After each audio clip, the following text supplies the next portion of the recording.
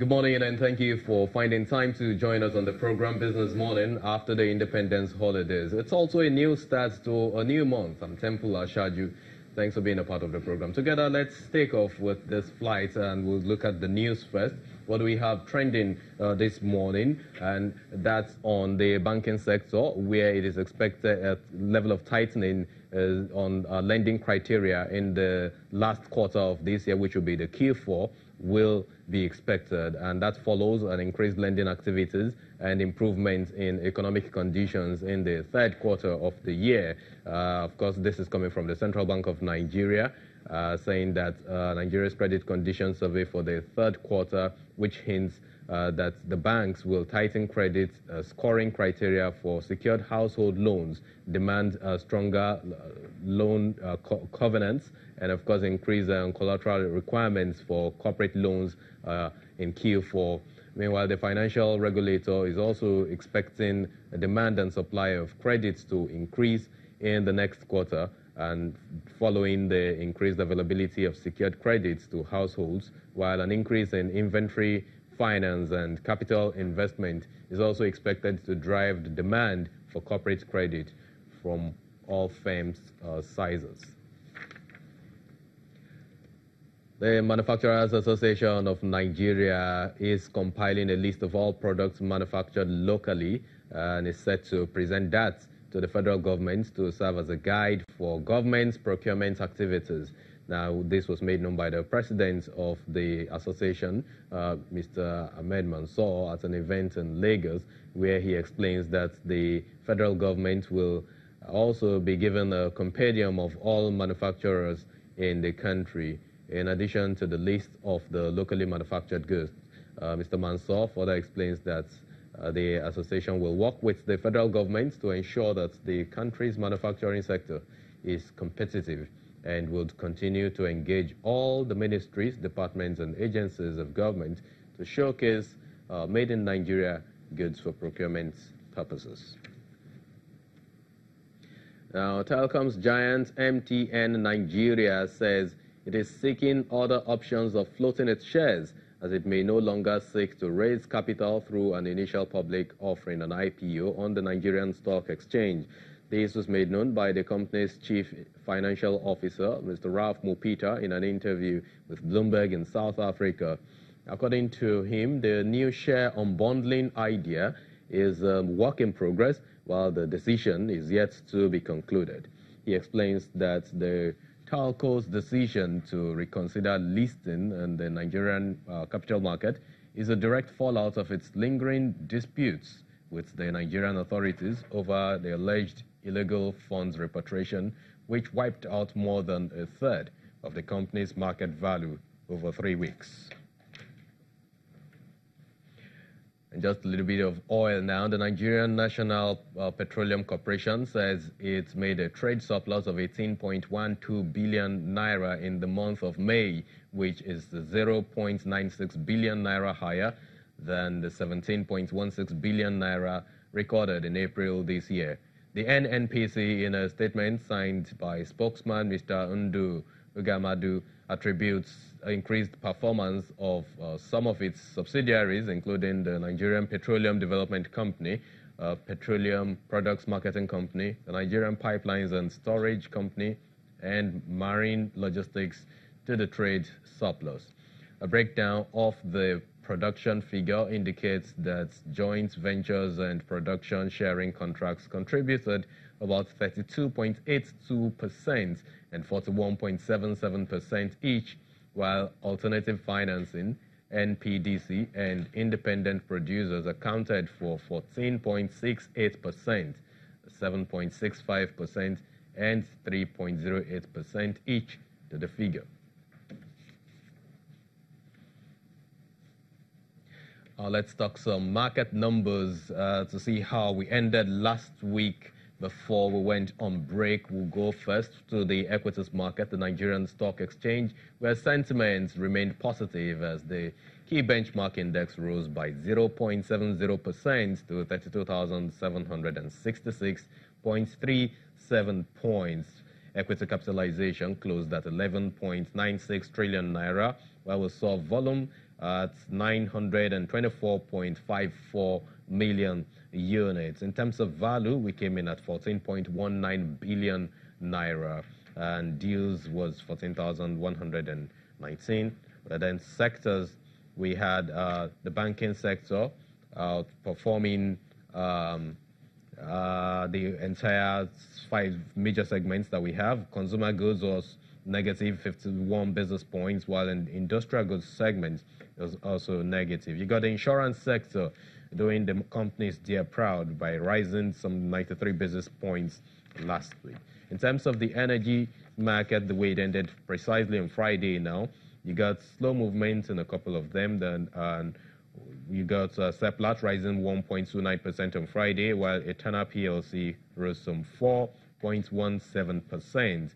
O&O was negative by 3.85% after investors exchanged trading on 1.35 million units of shares on Friday precisely. For the NASD OTC, you got the USI contracting last week by 32 basis points to 710.60, while the market capitalization settled before the holiday at 480.88 billion naira. You got volume declining by almost 100% week to date to 7.48 million units at a value of 117.54 million.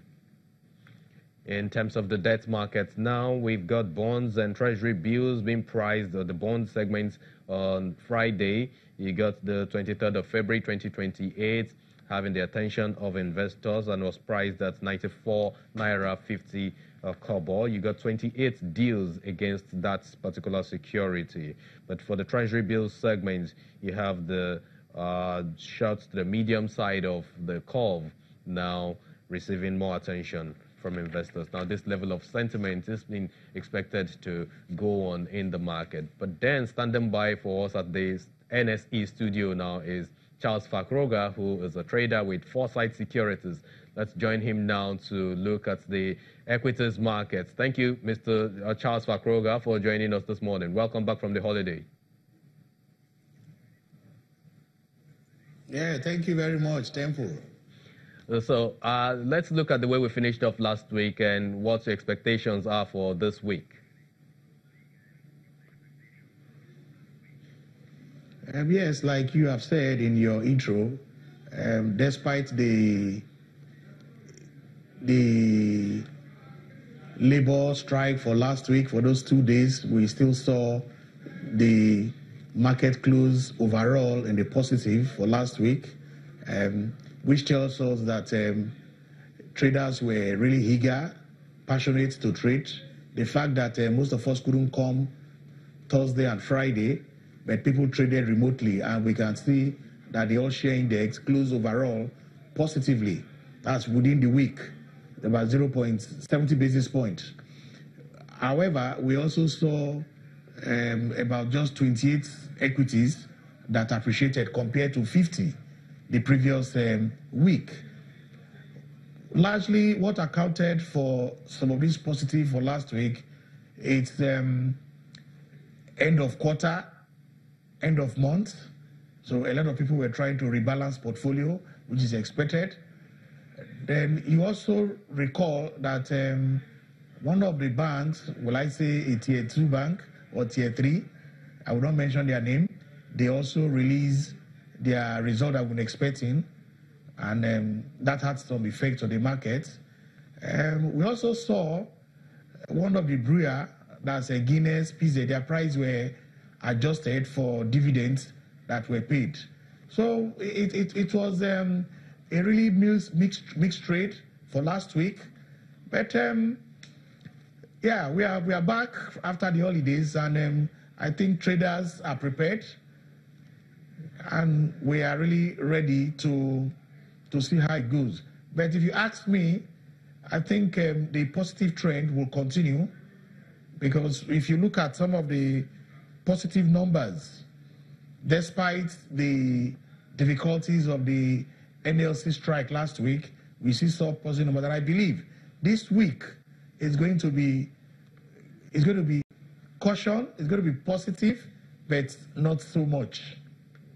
Okay, so do you think we still have a decent entry opportunity for the fourth quarter of the year going forward? Yes, like I always tell investors, you need to have your strategy. You need to have your own strategy. So going to the fourth quarter of the year, you will see that the trend might not likely going to change significantly. So for investors who are not kidding, this will be a time for them to take advantage of some of these equities that the price have gone so low to get into the market. Because by the time the numbers of the first quarter is coming out, they don't need to wait. So have your strategy, get close to your stockbroker, and begin to take action now.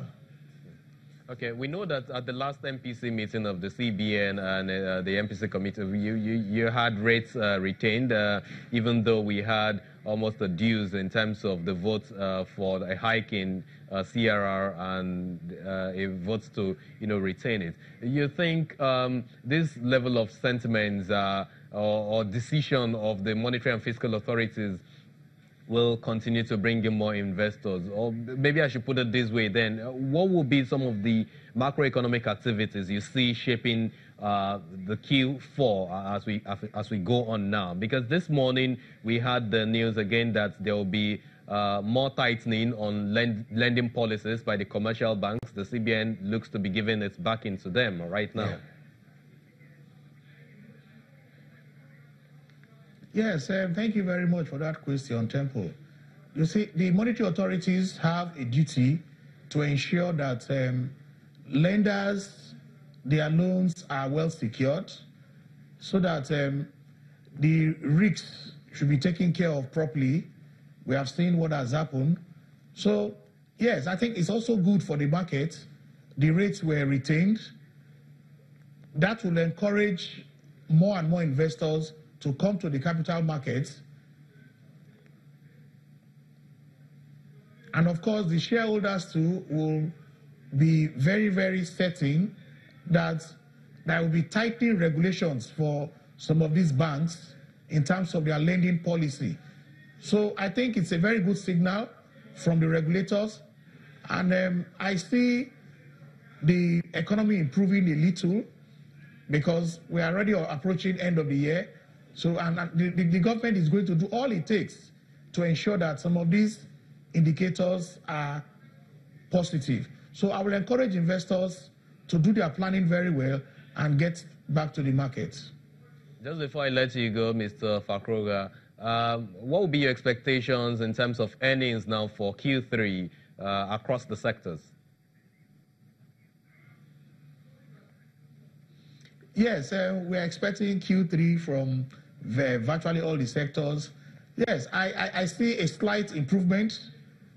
Yes, I see a slight improvement in some of the earnings numbers that will be hitting the market for Q3 as we approach, as we begin this fourth quarter. So I see a slight improvement. So that is more reason why investors should begin to take position now, because obviously the numbers are clear.